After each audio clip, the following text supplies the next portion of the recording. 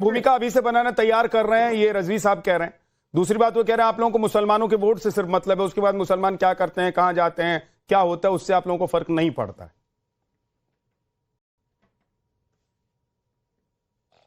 चंचल जी, अब देखिए, अब तो इनको शायद दिखाई नहीं देता, ये लोग तो बैठ के केवल समाज को गुमराह करने का काम करते हैं। इनके पास कोई एजेंडा तो है नहीं। अगर हम बात करें, मैं ग्राम पंचायत, अपनी ग्राम पंचायत चांदपुर से तकरीबन 29 फॉर्म ऐसे भर के दे दिए गए हैं जो लोग वर्तमान में हैं, जिनका वोट काटने की बात कही जा रही है। अब ये बीजेपी से क्या इनकी सांठगांठ है, और ये तो भाई लोग अपना सत्ता के साथ चलने वाले लोग हैं। अब अगर हम बात करें किसी मौलाना के कहने पे, अगर ये बात आप मान लो कि मौलाना जी ने जो कह दिया, वो घर से बाहर तो निकलते नहीं मौलाना। अब घर से बाहर निकलेंगे, अपने समाज के दुख दर्द को तब जान पाएंगे ये मौलाना लोग। अभी हम बात करें, आज के समय में तकरीबन 70% साधु संत बीजेपी से नाराज हैं। और सोचिए, एक तो इतने बड़े संत हैं जो है आप कह सकते हो कि आज के समय पूरी चर्चा का विषय रहा। बगैर नहाए उन्हें वापस आना पड़ा। आदि गुरु शंकराचार्य महाराज जी, अभी मुक्तेश्वरानंद महाराज जी, जिसने क्या क्या बातें कही, तो आदि गुरु शंकराचार्य नहीं है, वो शंकराचार्य हैं। और सनातन में ये सबसे ऊंचा पद होता है। मैं थोड़ा सा आपको करेक्ट कर दे रहा हूं चंचल जी, अब आप बात कहिए अपनी। जी, मैं कह रहा हूं आदि गुरु शंकराचार्य, मैं बोल रहा हूं दोस्त विद्यानाथ झा जी, मैं बोल रहा हूं। तो अब इन मौलानाओं से पूछो, आप जो मौलाना ये शंकराचार्य नहीं है, वो ये बीजेपी कह रहे हैं कि आदरणीय अखिलेश, मैं आपको वही करेक्ट कर रहा हूं। अभी जो ये स्क्रिप्टेड है, सुनिए ना, ये स्क्रिप्टेड बैठे हुए हैं, ये चश्मा लगा के, अंधभक्ति वाला बीजेपी का चश्मा लगा के बैठे हैं। एक सेकंड चंचल भाई, मैं थोड़ा सा आपकी जानकारी को करेक्ट कर दे रहा हूं। बेईमानी हो रही है जो आपके समाज के साथ, जो चंचल जी जिस भेदभावपूर्ण व्यवहार हो रहा है, जिस बात को लेकर आप निशाना साध रहे हैं, आप उस पर बोलिएगा, मैं थोड़ा करेक्ट कर देता हूं। बैठे यहाँ पे आदि शंकराचार्य और शंकराचार्यों में फर्क क्या है, मैं आपको थोड़ा सा करेक्ट करके बता देता हूं। आदि शंकराचार्य ने 4 पीठ का निर्माण किया सनातन की रक्षा के लिए, सनातन के प्रचार प्रसार के लिए। बीजेपी के लोग कह रहे तो शंकराचार्य भी नहीं है भाई साहब, लेकिन आप उनको शंकराचार्य कह सकते हैं। चलिए बोलिए, आगे बोलिए। अभी तो बीजेपी के लोग कह रहे तो शंकराचार्य भी नहीं है, वो तो अपने हिसाब से नहीं। सुनिए विद्यानाथ भाई, वो तो अपने हिसाब से बीजेपी के लोग ये भी तय करते हैं कौन शंकराचार्य रहेगा कौन नहीं रहेगा।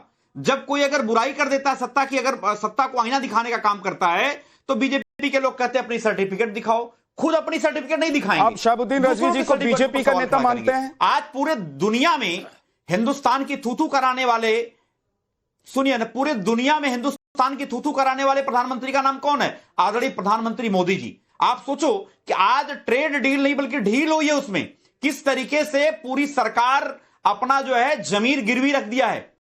और सोचिए चंचल जी, कहीं का ईंट कहीं का रोड़ा, भानुमति ने कुनबा जोड़ा, कहीं से कुछ भी इधर उधर से उठाकर एक ही जिस टॉपिक पर बात कर रहे हैं उस पर बात नहीं हो पाएगी। हर टॉपिक के लिए अलग अलग दिन होता है, और हर टॉपिक पर मुझे लगता है कि आप कहीं ना कहीं किसी न किसी चैनल पर बैठते हैं, तो यहाँ का कहीं का ईंट कहीं का रोड़ा और भानुमति ने कुनबा जोड़ा वाला आप बयान मत दीजिए, बातें मत कीजिए। मैं ये कह रहा हूं कि आज जिस टॉपिक पर डिबेट कर रहा हूं उस पर बेईमानी कर रही है बीजेपी। मैं जमीनी हकीकत दिखाता हूं आपको। आप रजवी साहब को क्या बीजेपी का नेता मानते हैं? पे आ रहा हूं, अपने रिपोर्टर को भेजो, अब मैं दिखाता हूं। अभी मौलाना जी बैठे कमरे में, एसी कमरे में, वो पीछे जो है भगवा वाला, पीछे वाला भगवा वाला झंडा लगा के बैठे हैं, ये बीजेपी वाला। मैं बीजेपी वाला झंडा लगा के बैठे, ये इनसे पूछिए अगर वर्तमान में अभी कि अभी इनको जमीनी हकीकत के बारे में क्या पता है, कितने लोगों का वोट काटा। रजवी साहब बोलिए, बोलिए रजवी साहब। पंचायत चांदपुर में बोलिए रजवी साहब। तकरीबन 28 से 29 वोट केवल। पहले ये चुप हो जाए फिर मैं बोलूं। सुन लीजिए, चंचल यादव जी वो जवाब दे रहे हैं। आपने कहा कि वो भगवा लगाकर बैठे हैं पीछे, वो जवाब दे रहे हैं, सुनिए। देखिए, भगवा वाला जो झंडे की बात कर रहे हैं वो झंडा मैं दिखा रहा हूं। ये देखिए कौन सा झंडा है। ये इस राष्ट्र के झंडे को आप भगवा वाला झंडा कह रहे हैं, शर्म आना चाहिए। अरे वो अंधभक्ति वाला चश्मा भी लगा के बैठे हो आप। अब आप चुप बैठो, चुप बैठो, लगा के बैठे हो। अरे चुप बैठो। अब इतनी देर मैंने सुना है आपको और बिल्कुल नहीं बोला हूं, आप खामोश बैठो। चुप रहो आप लोग। मौलाना को बर्दाश्त कर लो। है क्या आप लोगों को? अरे जरा सा एक मौलाना को बर्दाश्त कर लो। सत्ता की दलाली के अलावा कुछ आता है आपको? बर्दाश्त करना पड़ेगा। और देखिए, अभी पिछले 15 जनवरी को मैं खुद गया था चांदपुर में।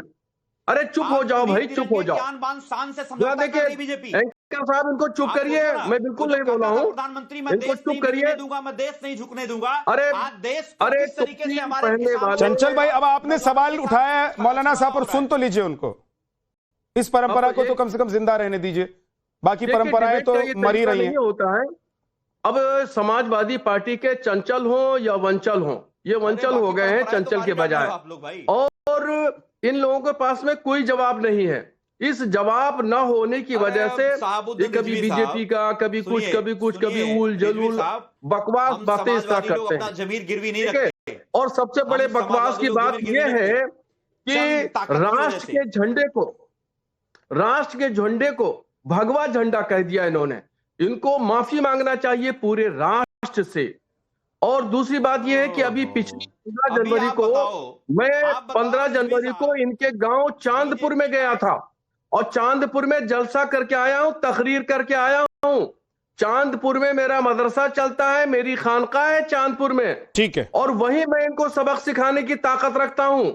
वहां 15 जनवरी को मैंने जलसा करने के ये तो चलिए, ये बीजेपी के हो गए चंचल यादव जी, ये बीजेपी के हो गए। थोड़ी देर में अंबर जैदी बोलेंगी तो आप उनको भी बीजेपी का करार दे देंगे। अनिला सिंह तो प्रवक्ता ही बीजेपी की है, इसीलिए इन दोनों को अभी थोड़ा और इंतजार करने देते हैं। आदिल हसन के पास चलते हैं। आदिल हसन जी, क्या अखिलेश यादव अफवाह फैला रहे हैं, झूठ बोल रहे हैं एसआईआर को लेकर, और मुसलमानों का सिर्फ वो वोट देखते हैं, उसके अलावा मुसलमानों से उन्हें कोई मतलब नहीं है?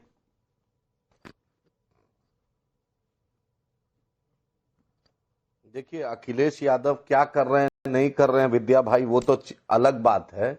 लेकिन अल्लामा जो बैठे हुए हैं, रिजवी साहब ऑल इंडिया मुस्लिम जमात बनाए हैं। पूछिए ऑल इंडिया जो नाम जोड़े हैं, कितना स्टेट में इनका ऑर्गेनाइजेशन है।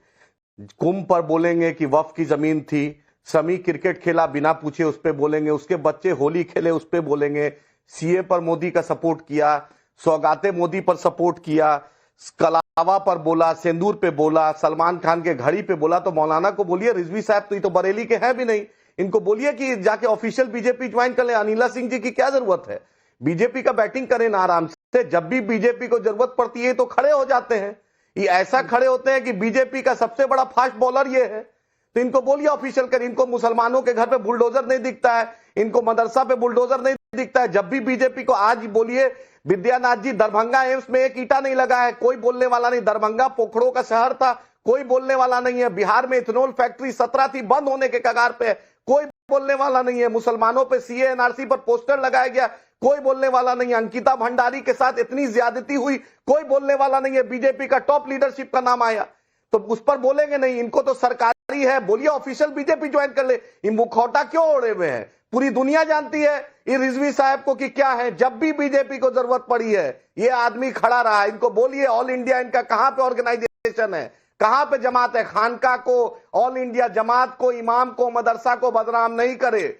नरेंद्र मोदी से आंख मिलाने की ताकत रखते हैं और एक्सपोज करेंगे। अंकिता भंडारी पर बोले, एक मुसलमान एमपी नहीं, एक मुसलमान मिनिस्टर नहीं मोदी कैबिनेट में, और ये मुसलमानों की सबके साथ सबके विश्वास की बात करती है। हर दिन घर चल रहा है, हर दिन जो लड़का सपा का वो आदमी अयोध्या में हुआ था जिसको झूठा केस में फंसाया गया, उस पर बुलडोजर चला, एक्यूटल मिल गया। आपने देखा योगी आदित्यनाथ ने असेंबली में मुसलमान और यादव का नाम लेके बोला उस लखनऊ की लड़की के मॉलेस्टेशन पर, जबकि नाम झूठा निकला। हर दिन ज्यादती हो रही है, मौलाना उस पर नहीं बोलेंगे। और नाम इतना ऑल इंडिया जमात मदरसा बना लिए, अरे उससे कुछ नहीं होगा। याद रखिए, आखिरत का डर ये मौलाना, याद रखिए कुर्सी परमानेंट नहीं होगी। नरेंद्र मोदी की सरकार आएगी जाएगी, अखिलेश से लड़ाई हो सकती है, लेकिन डायरेक्ट जो है भाजपा को साथ दे रहे हैं ना, जवाब देना पड़ेगा। दलितों का, पिछड़ों के साथ जो नाइंसाफी हुई है, मुसलमानों के साथ जो नाइंसाफी हुई है, जवाब देना पड़ेगा आपको। आप आल्ट न्यूज का चेक कर लीजिए, आपके बारे में पूरा फेरिस्त बना दिया आल्ट न्यूज। आप क्या हैं और क्या आपके बारे में सर्टिफिकेट है, जाकर पता कर लीजिए, गूगल कर लीजिए। आदिल हसन यहाँ आप किसी को सर्टिफिकेट दे रहे हैं, अभी मौलाना आपको सर्टिफिकेट देंगे तो आप मानेंगे उसको? सर सर्टिफिकेट मत बांटिए, आपने अपनी बात कह दी। आपने कहा कि बीजेपी ने इनको रखा हुआ है ताकि बीजेपी जब जरूरत पड़े तो इस्तेमाल। अदालत में है, रूम में है। विद्यानाथ जी, बीजेपी से आंख मिलाने की, लड़ने की ताकत रखते हैं। बीजेपी के बी टीम, बीजेपी की बी टीम क्यों कहलाते हैं? सरकार से फिर बीजेपी की बी टीम क्यों कहलाते हैं? चली जाए तैयार है भाई मुझे ये बताइए कि बीजेपी की बी टीम क्यों कहलाते हैं फिर? कुत्ता भौंके हजार, अरे हाथी चले बाजार कुत्ता भौंके हजार, इसमें क्या दिक्कत है? हाँ ठीक है। अरे